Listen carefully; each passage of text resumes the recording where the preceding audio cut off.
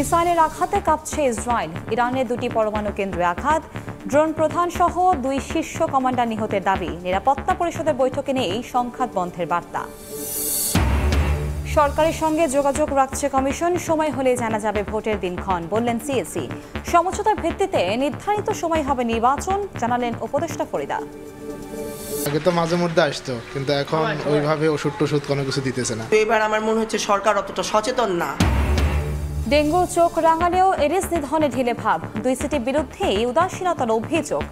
মন্ত্রণালয়গুলোর মধ্যে কাজের সমন্বয় নেই, বললেন উপদেষ্টা সাখাওয়াত।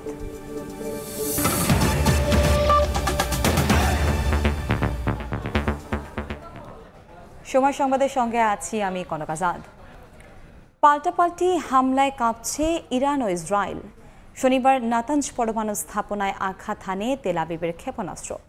এদিন তাদের হামলায় ইরানের ড্রোন প্রধান সহ 2 শীর্ষ কমান্ডার প্রাণ হারিয়েছেন বলে দাবি করেছে ইসরায়েল। তেল আবিব সহ একাধিক স্থানে হামলা চালায় তেহরানও। এ অবস্থায় যতদিন প্রয়োজন হামলার হুঁশিয়ারি দিলেন বিনয়ামিন নেতানিয়াহু।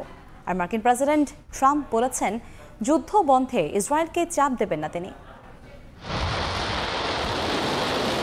টানা 9 দিন ধরে পাল্টাপাল্টি হামলা চালিয়ে যাচ্ছে ইরান ইসরায়েল। শুক্রবার স্থানীয় সময় ভোরে মধ্য ইসরায়েল ও তেল আবিবের কাছে গবেষণা কেন্দ্র ওয়াইজম্যান ইনস্টিটিউট সহ একাধিক স্থাপনায় হামলা চালায় ইরান।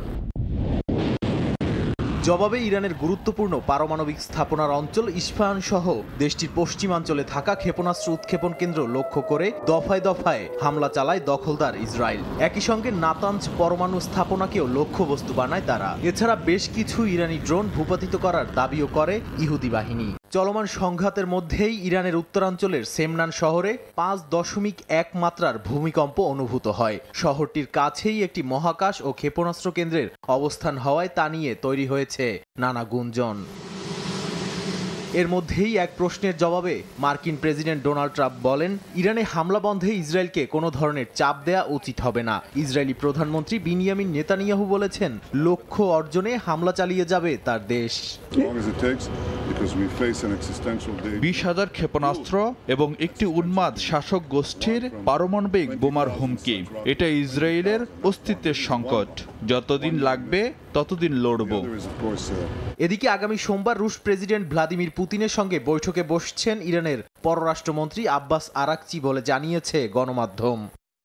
নাদিম মারজান, সময় সংবাদ। এদিকে নিয়মরক্ষার বৈঠক করলেও ইরান ইসরায়েল সংঘাত বন্ধে কিছুই করতে পারেনি জাতিসংঘের নিরাপত্তা পরিষদ। সদস্য রাষ্ট্রগুলোর সামনে পাল্টাপাল্টি হুঁশিয়ারি উচ্চারণ করেন তেহরান ও তেল আবিবের প্রতিনিধি। পুরানো বুলি গিয়ে ইসরায়েলের পাশে থাকার প্রতিশ্রুতি দেন জাতিসংঘের মার্কিন রাষ্ট্রদূত। আর সংঘাত বন্ধে দ্রুত যুদ্ধবিরতির আহ্বান জানায় রাশিয়া ও চীন। উত্তপ্ত পরিস্থিতিতে মোকাবেলায় আন্তর্জাতিক সম্প্রদায় ব্যর্থ হয়েছে বলে মত বিশ্লেষকদের।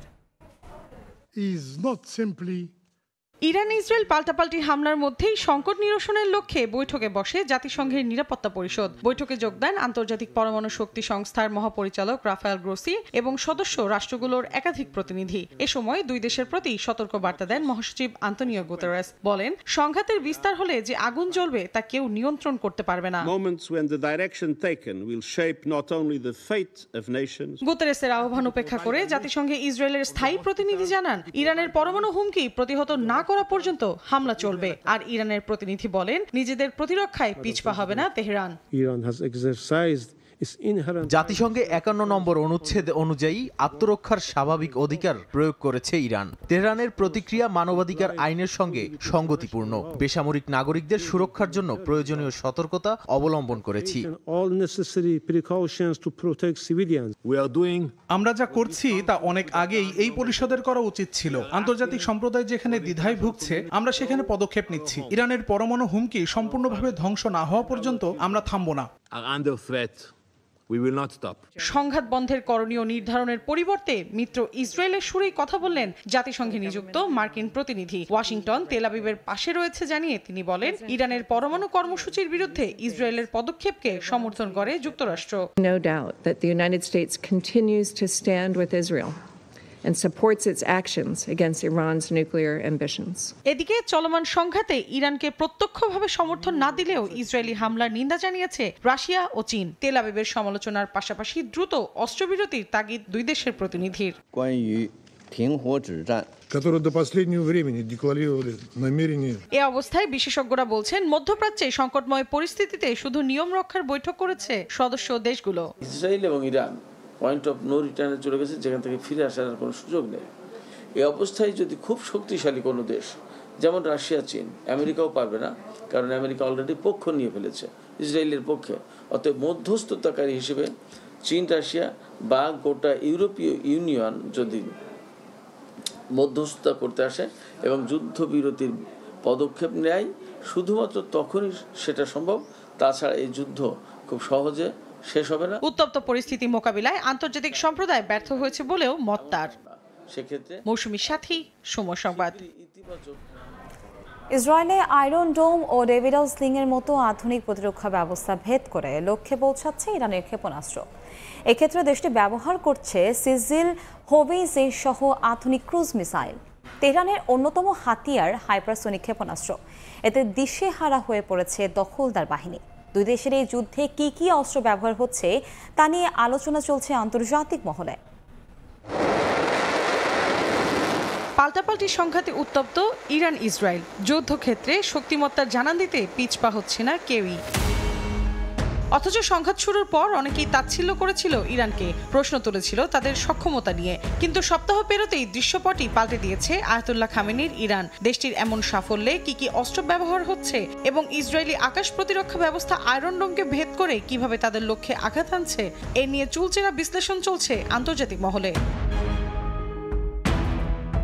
মার্কিন গোয়েন্দা সংস্থার মতে ইরান মধ্যপ্রাচ্যের সবচেয়ে বড় ও বৈচিত্র্যময় ব্যালিস্টিক ক্ষেপণাস্ত্রের ভান্ডার গড়ে তুলেছে।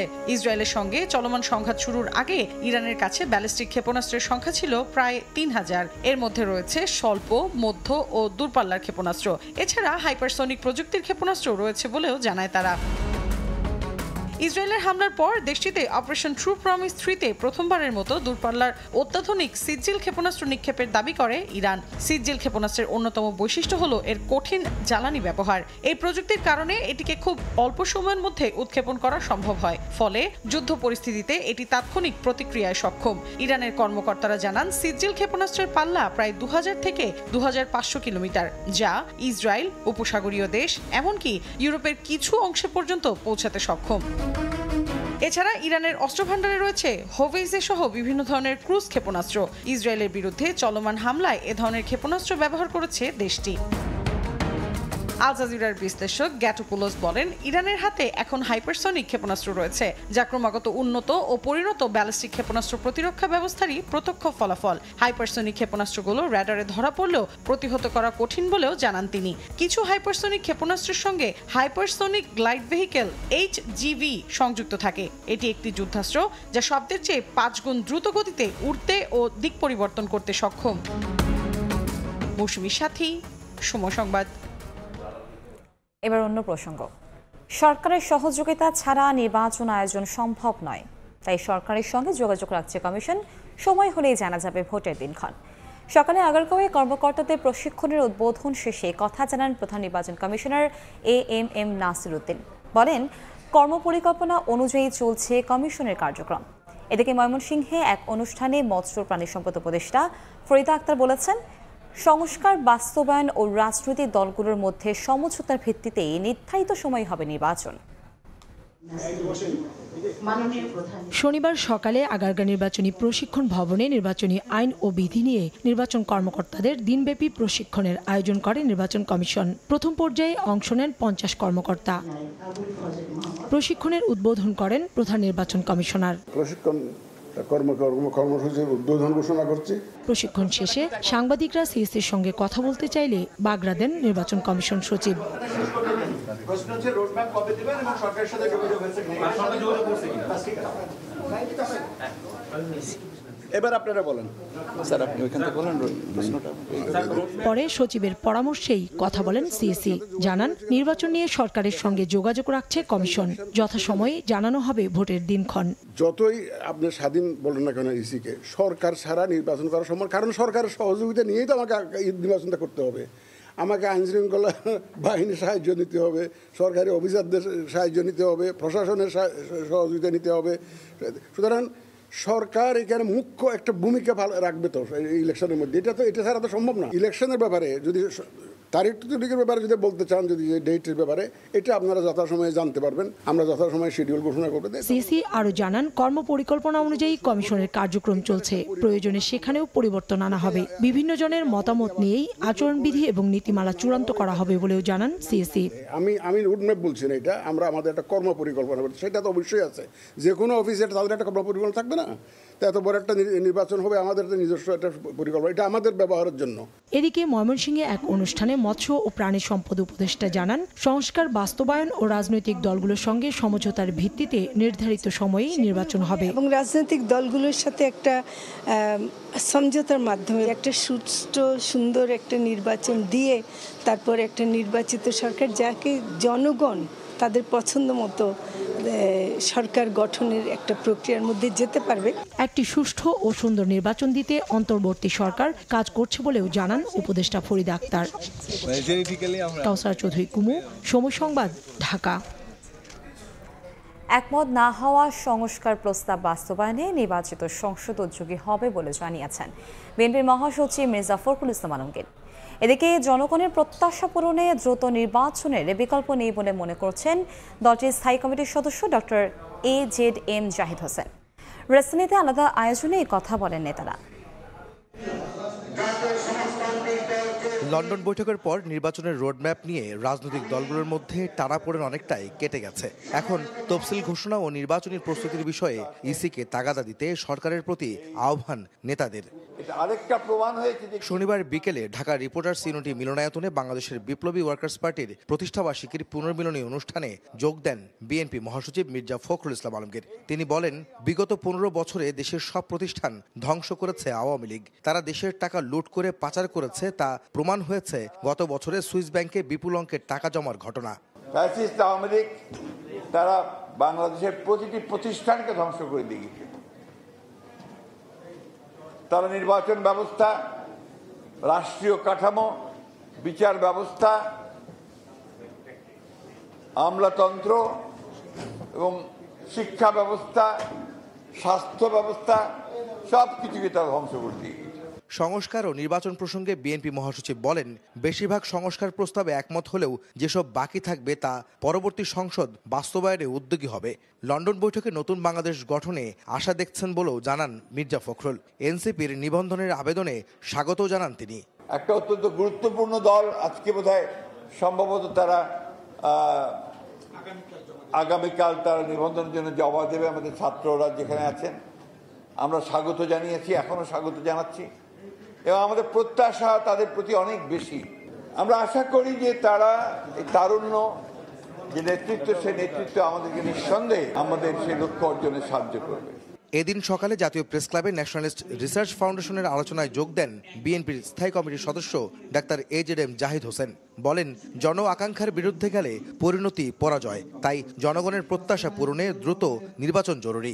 কেন নিজেরা মনে করেন আপনারা কয়েকজন লোক যা বলবেন সেটি বাস্তবায়ন হতে হবে? জনগণকে তার ক্ষমতা প্রয়োগ করার সুযোগ দেন।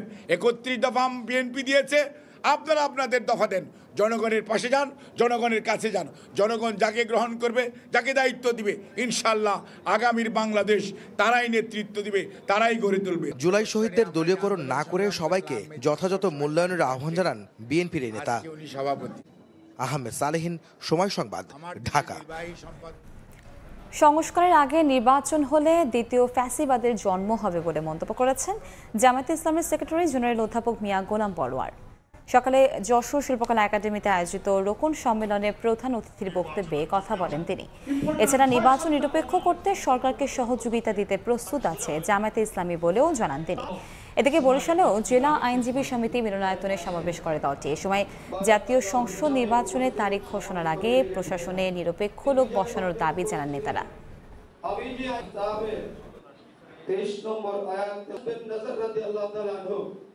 সংস্কার ছাড়া নির্বাচনে গেলে সেই নির্বাচন গ্রহণযোগ্য হবে না, সেই নির্বাচনে জাতীয় মুক্তি হবে না, সেই নির্বাচনে আরেকটা ফ্যাসিবাদের জন্ম দেবে। লোয়ার হাউস আপার হাউস দুই জায়গাতেই প্রপোর্শনেট রিপ্রেজেন্টেটিভ, মানে সারা দেশে নির্বাচন হবে, যে দল যত পার্সেন্ট ভোট পায় ভোটের ভিত্তিতে আপার হাউসে উচ্চকক্ষে সদস্য নির্ধারণ করা হয়। এই মুহূর্তে রাজধানীর নতুন বাজার মোড়ে আছেন রিপোর্টার আসিফ হোসেন সিয়াম। আমরা সরাসরি যাচ্ছি তার কাছে। সিয়াম, ৫ দফা দাবিতে ইউইউ এর শিক্ষার্থীরা এখন পর্যন্ত তাদের অবস্থান কর্মসূচি চালিয়ে যাচ্ছে। আমরা যেটা জানতে পেরেছি যে দুপুরে পুলিশ প্রশাসন এবং বিশ্ববিদ্যালয় কর্তৃপক্ষের সাথে তাদের একটি বৈঠক অনুষ্ঠিত হয়, যে প্রায় ৩ ঘন্টা ব্যাপী চলা এই বৈঠকে বিশ্ববিদ্যালয়ের উপাচার্য, রেজিস্ট্রার এবং প্রক্টোরিয়াল কমিটি সহ পুলিশের গুলশান জোনের এডিসি সহ অন্যান্য ঊর্ধ্বতন কর্মকর্তারা সেখানে উপস্থিত ছিলেন। তখন বিশ্ববিদ্যালয় কর্তৃপক্ষ শিক্ষার্থীদেরকে আশ্বাস দেওয়ার চেষ্টা করেছিলেন যে তাদের যে দাবি, অর্থাৎ ২৬ জন শিক্ষার্থীর বহিষ্কারাদেশ প্রত্যাহারের বিষয়ে তারা আগামীকাল বিশ্ববিদ্যালয়ের ডিসিপ্লিনারি কমিটির সাথে একটি বৈঠকে বসে সিদ্ধান্তের কথা জানাবে। কিন্তু শিক্ষার্থীরা এই অনুরোধে তারা সম্মতি জানাননি। তারা তাদের দাবি জানিয়েছেন যে তারা আজকের মধ্যেই তারা সুনির্দিষ্ট সিদ্ধান্ত চাচ্ছেন। তো সেই জন্য বিশ্ববিদ্যালয় কর্তৃপক্ষ এরপরে তারা বর্তমানে বৈঠক শেষ করে তারা বিশ্ববিদ্যালয়ে গিয়েছেন এবং তাদের সেখানে তারা বৈঠক চালাচ্ছেন যে তারা এ বিষয়ে কি সিদ্ধান্ত নিতে পারেন। তো শিক্ষার্থীরা প্রত্যাশা করছেন যে সন্ধ্যার মধ্যেই তারা একটি সিদ্ধান্ত পাবেন এবং এরপরে তারা আমাদেরকে যেটা জানিয়েছেন যে তারা এরপরে তাদের পরবর্তী অবস্থান কর্মসূচির ব্যাপারে তারা আমাদেরকে জানাবেন। যদি তারা তাদের পক্ষে সিদ্ধান্ত পান তবে তারা অবস্থান কর্মসূচি তুলে নেবেন, আর যদি তাদের দাবি আদায় না হয় তাহলে তারা শান্তিপূর্ণভাবে এখানে অবস্থান কর্মসূচি চালিয়ে যাবেন। এই ৫ দফা দাবির পাশাপাশি তারা আরও ২টি দফার কথা আমাদেরকে জানিয়েছেন।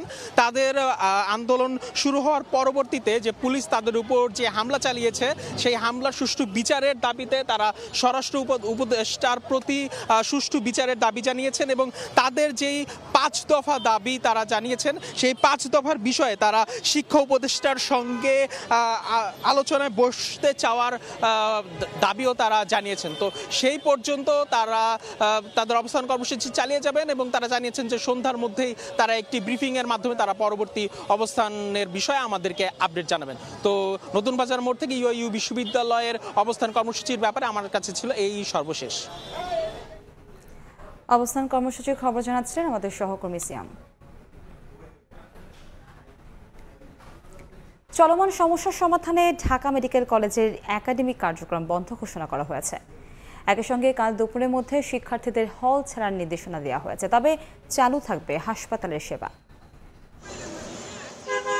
নতুন আবাসনের ব্যবস্থা, ঝুঁকিপূর্ণ একাডেমিক ভবন পরিত্যক্ত ঘোষণা করা সহ ৫ দফা দাবিতে বেশ কিছুদিন ধরে আন্দোলন করে আসছিলেন ঢাকা মেডিকেল কলেজের শিক্ষার্থীরা। এ নিয়ে কয়েকবার স্বাস্থ্য উপদেষ্টা ও কলেজ কর্তৃপক্ষকে স্মারকলিপিও দেন তারা।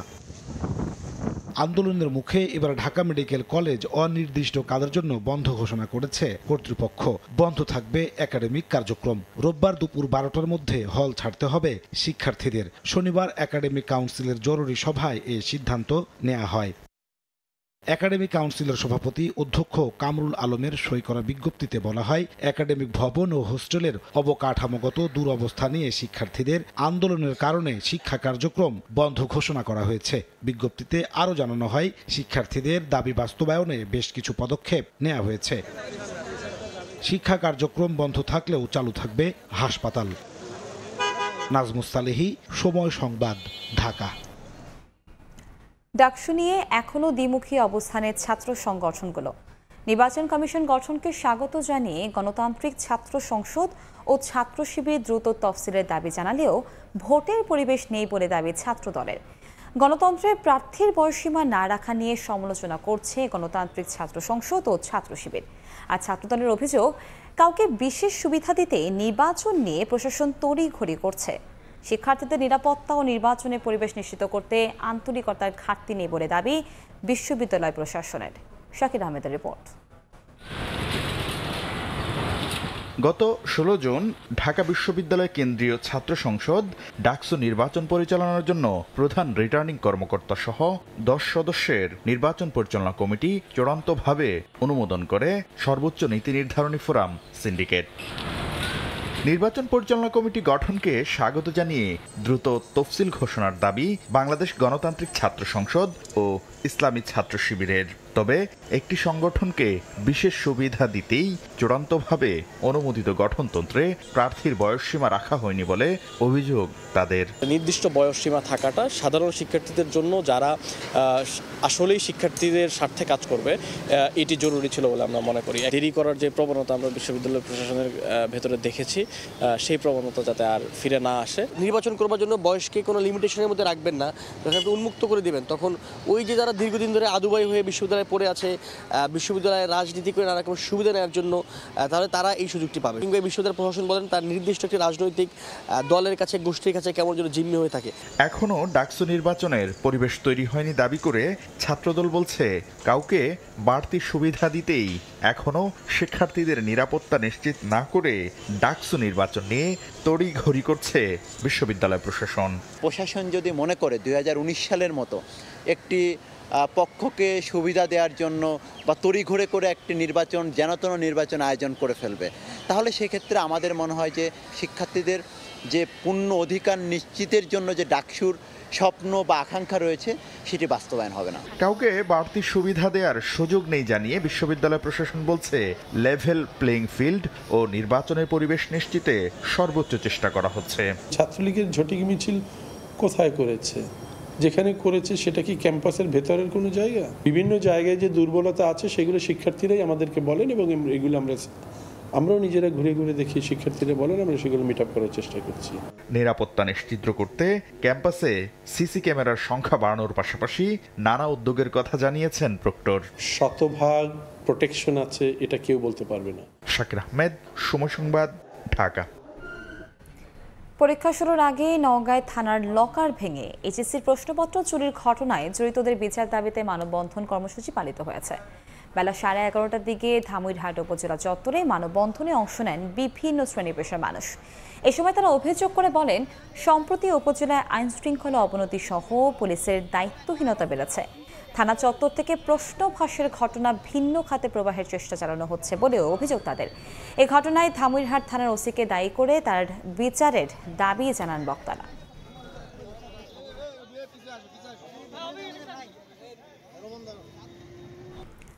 ঢাকার 2 সিটি কর্পোরেশনের বহুতল ভবনে মিলেছে এডিসের লার্ভা। কয়েকদিনের ভারী বৃষ্টিতেই ভয়াবহ হচ্ছে ডেঙ্গু পরিস্থিতি।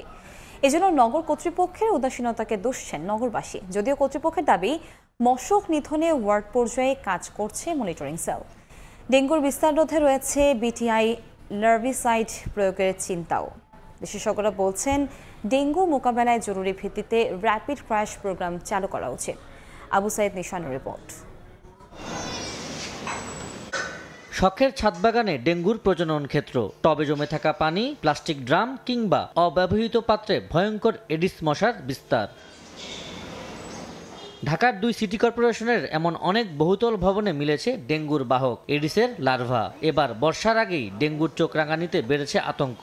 নগরবাসী বলছেন সরকারি উদ্যোগ চোখে পড়ছে না তাদের। এছাড়া সচেতন নন সাধারণ মানুষও। আগে তো মাঝে মধ্যে আসতো, কিন্তু এখন ওইভাবে ওষুধ কোনো কিছু দিতেছে না। ওষুধ না ব্যবহার করে না দেয়, সেক্ষেত্রে তো মানুষ অসুস্থ হয়ে যাবে। বাসার আশেপাশে আনাচে অনেক পানি জমা আছে, রাস্তাঘাট পরিষ্কার রাখা, তারপর বাড়ির আনাচে কানাচেগুলো পরিষ্কার রাখা, তো এটা আর কি নাগরিক হিসেবে আর কি এটা আমাদেরও একটা দায়িত্ব।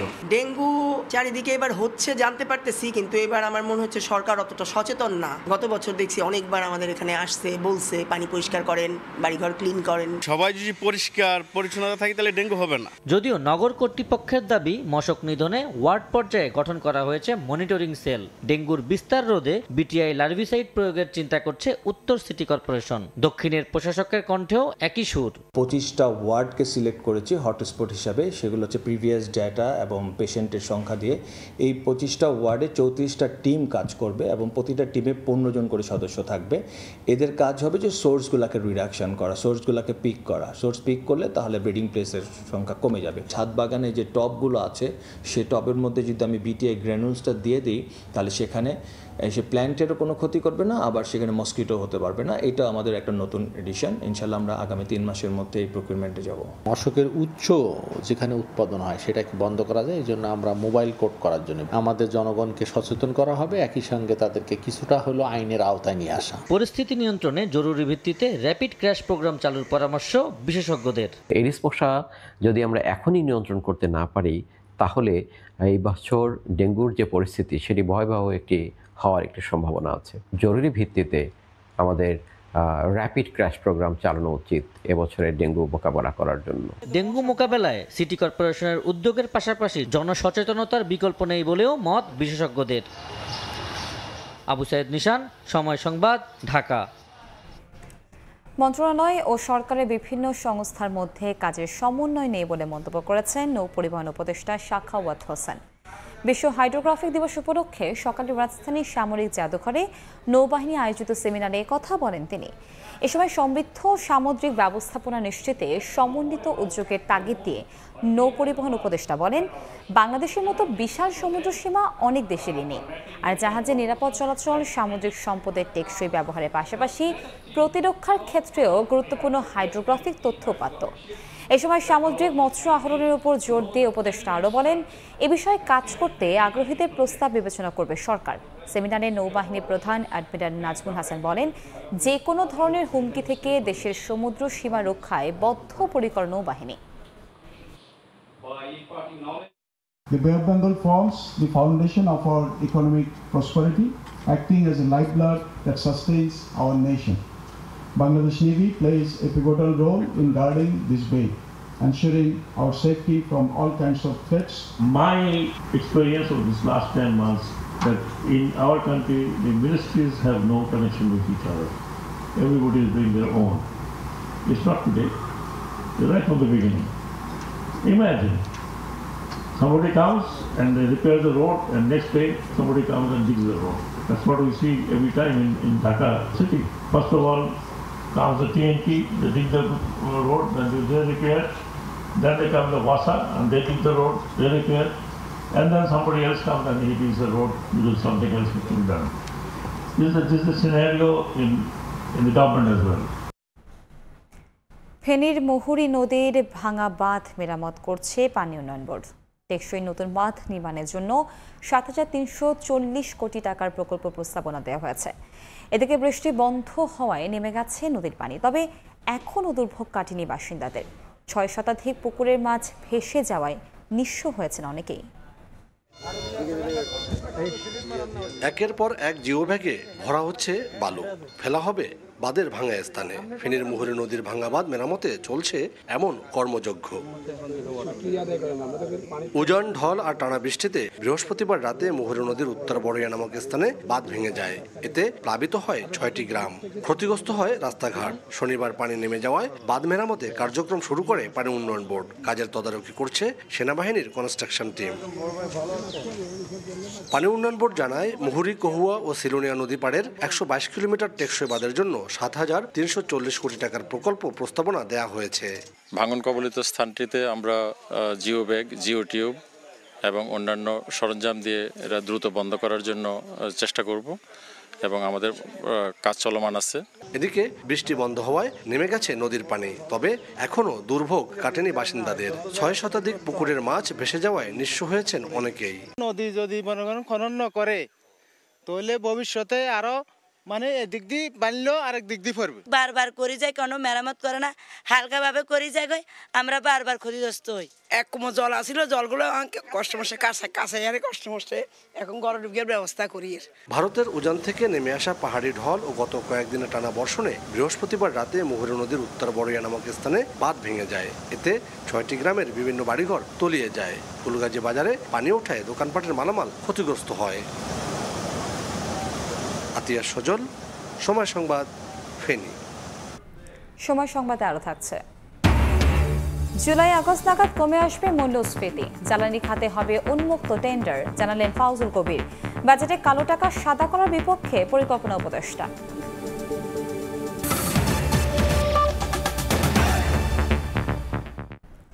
বনানী কবরস্থানে চিরনিদ্রায় শায়িত হলেন দেশ বরেণ্য আলোকচিত্র শিল্পী চঞ্চল মাহমুদ। এর আগে দুপুরে তার মরদেহ নেওয়া হয় ঢাকা বিশ্ববিদ্যালয়ে। সেখানে তাকে শেষ শ্রদ্ধা জানাতে ছুটে আসেন দীর্ঘদিনের সহযোদ্ধা আর সংস্কৃতিজনেরা। বাদ জোহর কেন্দ্রীয় মসজিদে চঞ্চল মাহমুদের জানাজা অনুষ্ঠিত হয়। ক্যামেরাকে পুঁজি করে কাটিয়েছেন বর্ণাঢ্য জীবন, ফ্রেম বন্দি করেছেন মানুষের আবেগ ও সংগ্রামের মুখচ্ছবি। তাই তো তার বিদায়ে কাঁধে ক্যামেরা নিয়ে হাজির দীর্ঘদিনের সহযাত্রীরা। যে ক্যামেরার চোখ দিয়ে তুলে ধরেছেন সময়ের সেরা মুখচ্ছবি, বিদায়ের দিনে তাকে ঘিরে থাকা সেই চোখেও বেদনার জল। চঞ্চল মাহমুদের শেষ ইচ্ছে অনুযায়ী দুপুরে মরদেহ নেওয়া হয় ঢাকা বিশ্ববিদ্যালয়ের কেন্দ্রীয় মসজিদ প্রাঙ্গণে। শোক সন্তপ্ত হৃদয়ে তাকে শ্রদ্ধা জানান আলোকচিত্র জগতের সহযোদ্ধা আর সংস্কৃতিজনেরা।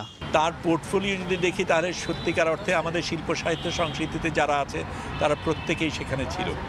অথচ তারপরেও কিন্তু এই মানুষটা যখন শেষ সময় যখন এত বিপদে ছিল তার পাশে খুব বেশি মানুষ ছিল না। আমরা যাদের সাথে কাজ করি, যারা আমাদের কাছে আইকন ফটোগ্রাফার হিসেবে, আসলে তারাই ওনার হাত ধরে আসা।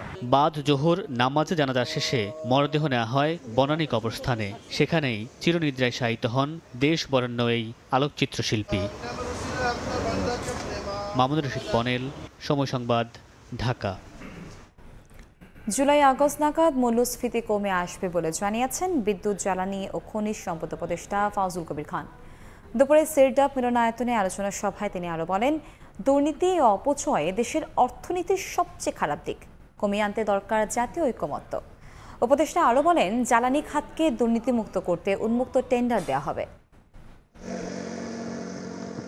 বিগত সরকারের আমলে অন্যতম দুর্নীতিগ্রস্ত খাত ছিল বিদ্যুৎ ও জ্বালানি। দরপত্র ছাড়াই বিদ্যুৎ কেন্দ্র নির্মাণের অনুমোদন দিতে করা হয়েছিল দায়মুক্তি আইন।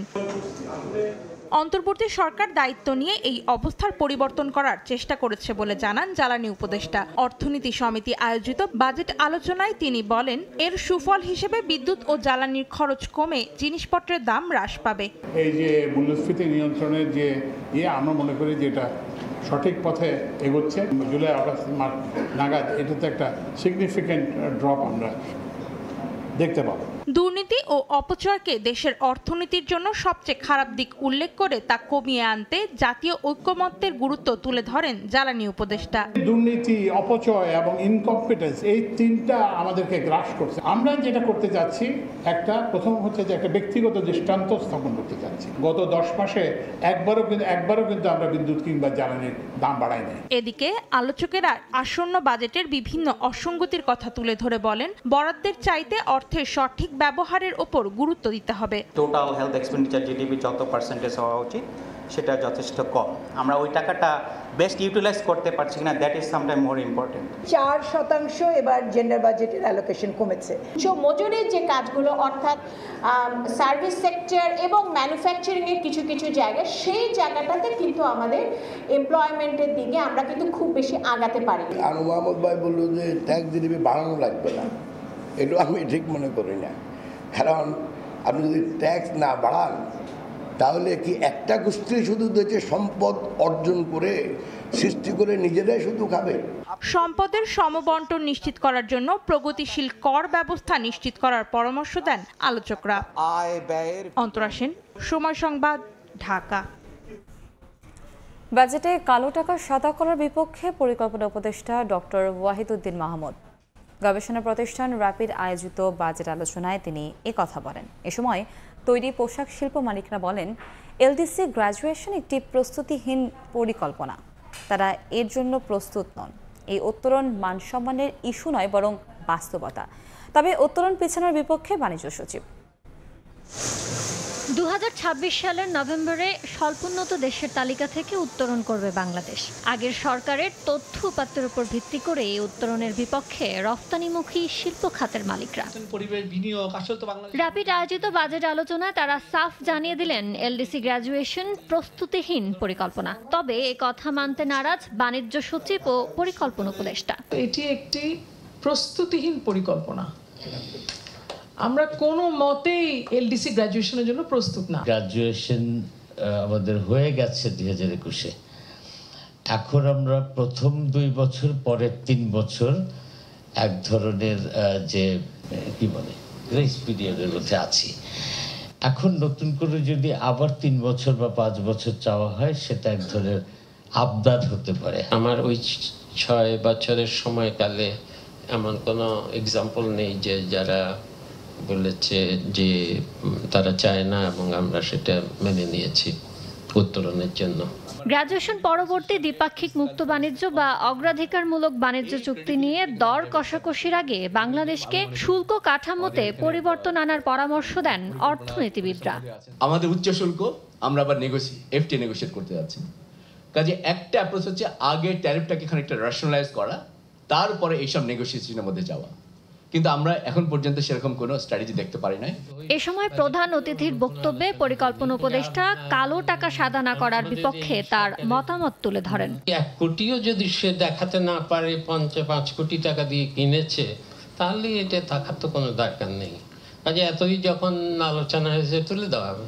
আলোচনায় বাজেটের বিভিন্ন লক্ষ্যমাত্রার সমালোচনা করে বলা হয়, এবারে রাজস্ব আহরণের লক্ষ্যমাত্রা উচ্চাভিলাষী, যা অর্জন সম্ভব নয়। রেভিনিউর যে জায়গাটা, যে টার্গেটটা দেওয়া হচ্ছে, আমার কাছে মনে হচ্ছে এটা অতি উচ্চাভিলাষী। ইয়ানুর শিফাত, সময় সংবাদ, ঢাকা। আর্থিক খাতে সুশাসন, স্বচ্ছতা ও জবাবদিহিতা নিশ্চিতে $500 মিলিয়ন ঋণ অনুমোদন দিয়েছে বিশ্বব্যাংক। শনিবার বিশ্বব্যাংকের হেড অফিস থেকে পাঠানো সংবাদ বিজ্ঞপ্তিতে তথ্য জানানো হয়। বিশ্বব্যাংকের বাংলাদেশের অন্তর্বর্তীকালীন কান্ট্রি ডিরেক্টর গেইল মার্টিন জানান, এই অর্থায়ন সরকারের নীতিমালা এবং নিয়ন্ত্রক কাঠামো শক্তিশালী করার প্রচেষ্টাকে সমর্থন করবে, যাতে একটি শক্তিশালী অন্তর্ভুক্তিমূলক অর্থনীতি গড়ে তোলা যায়, যা সবার জন্য উপকারী হবে। সব জটিলতা কাটিয়ে অবশেষে জুলাই থেকে গার্মেন্টস পণ্য পরিবহনে সরাসরি কার্গো সার্ভিস চালু করতে যাচ্ছে চট্টগ্রাম শাহ আমানত বিমানবন্দর। প্রথম পর্যায়ে একটি বিদেশি প্রতিষ্ঠান সপ্তাহে 2টি ফ্লাইট পরিচালনার আগ্রহ দেখিয়েছে। ইউরোপগামী পণ্যগুলো উজবেকিস্তান এবং অন্য রুটের পণ্য যাবে চীন হয়ে। স্বাক্ষরটিপুর ক্যামেরায় কমলদের রিপোর্ট। ভারত আকস্মিকভাবে ট্রান্সশিপমেন্ট সুবিধা বাতিল করার পরপরই বিকল্প পথ খুঁজতে শুরু হয় চট্টগ্রাম শাহ আমানত বিমানবন্দর দিয়ে কার্গো পণ্য পাঠানোর তোড়জোড়। এই প্রক্রিয়ায় মুখোমুখি হতে হচ্ছে নানা চ্যালেঞ্জের। RA3 যে সিকিউরিটি ফ্যাসিলিটিসগুলো রাখা দরকার, সেই ফ্যাসিলিটিসগুলো এনশিওর করার জন্য যে প্রস্তুতি প্রয়োজন আমাদের, সেটাই আমাদের কাজটা চলমান রয়েছে। দেশের অর্থনীতিকে গতিশীল রাখতে শাহ আমানত বিমানবন্দর কর্তৃপক্ষ নিজেরাই কার্গো সার্ভিস চালু করতে নানা পক্ষের সঙ্গে আলোচনা শুরু করে। এর মধ্যে সপ্তাহে 2টি কার্গো বিমান পরিচালনার মাধ্যমে বাংলাদেশি কার্গো পরিবহনে রাজি হয় চট্টগ্রাম ইপিজেড এবং কোরিয়ান ইপিজেডে সবচেয়ে বড় বিনিয়োগকারী একটি প্রতিষ্ঠান। উজবেকিস্তানে নিবে, ওখান থেকে বাই রোডে তারা ইউরোপ নিবে, আর চায়নার কোনো জায়গায় তারা নিয়ে যাবে এইসব ছোট ছোট মাদার সাইজের বিমানে। চট্টগ্রাম নগরীতে 2টি বিশাল ইপিজেডের পাশাপাশি 250-এর বেশি গার্মেন্টস কারখানা থাকলেও জরুরি এয়ার শিপমেন্টের ক্ষেত্রে রাজধানী ঢাকায় ছিল ভরসা। শাহ আমানত বিমানবন্দরে কার্গো সার্ভিস চালু হওয়াকে বিশেষ মাইলফলক হিসেবে দেখছেন তৈরি পোশাক খাতের ব্যবসায়ী নেতারা। যথাযথ ব্যবস্থা নেওয়া হলে ইউরোপ এবং মধ্যপ্রাচ্যের বিভিন্ন দেশে সবজি ও ফল রপ্তানিতে গুরুত্বপূর্ণ ভূমিকা রাখতে পারে এই চট্টগ্রাম শাহ আমানত বিমানবন্দর। অবশ্য 2005 সাল থেকে এয়ার এমিরেটস এবং ইত্তেহাদ চট্টগ্রাম শাহ আমানত বিমানবন্দরে কার্গো ফ্লাইট পরিচালনা করে আসলো। করোনা লকডাউনের সময় 2021 সালে তা বন্ধ হয়ে যায়। কমল দে, সময় সংবাদ, চট্টগ্রাম। এই মুহূর্তে গল ইন্টারন্যাশনাল ক্রিকেট স্টেডিয়ামে আছেন রিপোর্টার তারেক হাসান শিমুল। আমরা সবশেষ খবর জানতে সরাসরি যাচ্ছি তার কাছে। শিমুল। ভালো করলেও ম্যাচ শেষে কিছু হতাশা বা আক্ষেপ সঙ্গী হয় বাংলাদেশ দলের ক্রিকেট ভক্তদের। কারণ যে ম্যাচটা বাংলাদেশের জয় পাওয়া সম্ভব ছিল কিংবা ওইরকম একটা চান্স ক্রিয়েট হয়েছিল, সেই জায়গায় শান্ত তার সেঞ্চুরির জন্য ব্যাটিংটা লম্বা করেছেন। এই যে মাত্র 37 ওভার বোলার প্রতিপক্ষ ব্যাটসম্যানদেরকে অল আউট করার জন্য, সেখানেও কিন্তু এরই মধ্যে 4 উইকেট তুলে নিয়েছে শ্রীলঙ্কার। যদি আরেকটু সময় পাওয়া যেত হয়তো বা এই গল টেস্টে যদি 2টা সেশন ব্যাটিং করতে পারতো, যে 50 ওভার বৃষ্টির পরে যে 50 ওভারের খেলা হচ্ছে, সেই 50 ওভার কিংবা 48-45 ওভারও যদি বোলাররা পেত তাহলেও কিন্তু আরও একটা দারুণ চান্স যেটা ক্রিয়েট হয়েছে সেটা আরও চাপ সৃষ্টি করতে পারত বোলাররা। সেক্ষেত্রে কিন্তু বাংলাদেশের গল টেস্ট থেকে জয় নিয়ে ফেরার একটা সম্ভাবনা ছিল। তবে শেষ পর্যন্ত হচ্ছে না যেমনটা মনে হচ্ছে। আর মাত্র 7 কিংবা 8 ওভার খেলা বাকি রয়েছে আজকের দিনের। বলতে হয় স্পিনারদের কথা, যারা তাইজুল ইসলাম এবং কি নাইম হাসান প্রথম ইনিংসে 5 উইকেট নিয়েছেন। তাইজুল এখন পর্যন্ত 3টি উইকেট নিয়েছেন। এই ইনিংসে দারুণ বোলিং করছেন, ভালো টার্ন পাচ্ছেন, যেমনটা হওয়ার কথা। শ্রীলঙ্কান যারা সাংবাদিক রয়েছেন প্রেস বক্সে তারাও বলছিলেন যে আসলে শ্রীলঙ্কার স্পিনাররাও এতটা টার্ন পাচ্ছিলেন না যতটা এখন স্পিনাররা পাচ্ছে বাংলাদেশের, এবং কি তারাও বলছিলেন যে হয়তো শান্ত যদি আরও একটু আগে ব্যাটিংটা ছেড়ে দিত বা ডিক্লেয়ার করতো, সেক্ষেত্রে কিন্তু সুযোগটা থাকতো বাংলাদেশের পক্ষে ম্যাচটা বের করে আনার। তবে নাজমুল হোসেন শান্ত যে সেঞ্চুরিটি করেছেন, সেই সেঞ্চুরি করার মধ্য দিয়ে বাংলাদেশি প্রথম কোনো ক্রিকেটার হিসেবে একই টেস্টে 2টি সেঞ্চুরি 2বার করার কৃতিত্ব রেকর্ড করেছেন। অনেক কিংবদন্তি ক্রিকেটারের নেই যেটি আসলে এক টেস্টে 2 সেঞ্চুরি করার। তবে এই সকল সাফল্যগুলো, ব্যক্তিগত সাফল্যগুলোর পরে প্রশ্নটা আসে দলের প্রয়োজনে কতটুকু খেলেছে। তো গল থেকে আমার কাছে এই ছিল সবশেষ খবর। গল টেস্টের খবর জানাচ্ছিলেন আমাদের সহকর্মী। এই পর্যায়ে শীর্ষ সংবাদগুলো জানিয়ে দিচ্ছে আরেকবার। মিসাইলের আঘাতে কাঁপছে ইসরায়েল। ইরানের 2টি পরমাণু কেন্দ্রে আঘাত। ড্রোন প্রধান সহ 2 শীর্ষ কমান্ডার নিহতের দাবি। নিরাপত্তা পরিষদের বৈঠকে নেই সংঘাত বন্ধের বার্তা। সরকারের সঙ্গে যোগাযোগ রাখছে কমিশন, সময় হলে জানা যাবে ভোটের দিনক্ষণ, বললেন সিএসি। সমঝোতার ভিত্তিতে নির্ধারিত সময় হবে নির্বাচন, জানালেন উপদেষ্টা ফরিদা।